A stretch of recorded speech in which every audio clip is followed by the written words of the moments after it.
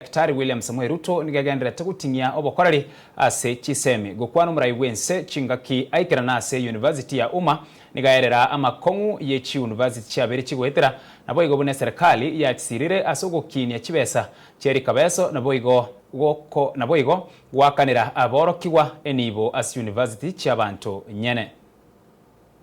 Kenya has made enormous strides in expanding access to higher education. Today, our country boasts 80 chartered universities, 30 of which are privately owned, and one of them being this great Umma University.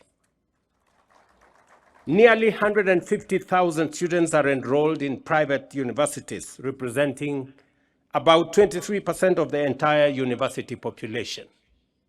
This underlines the critical role that private universities continue to play in complementing government efforts in education.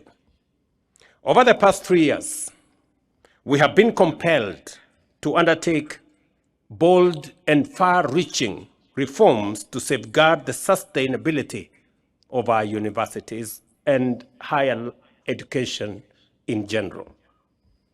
Not long ago, the subsector was in a serious crisis, with 23 out of the 40 public universities sinking into technical insolvency, threatening not only their stability, but also the future of thousands of students.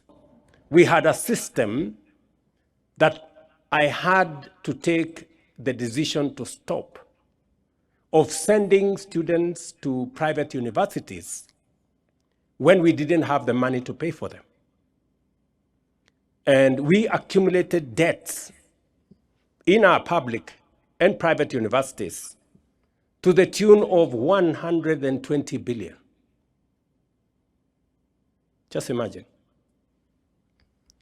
And it sunk many universities. Usikamotwe mu waziri wa wachenu Ade Ndwale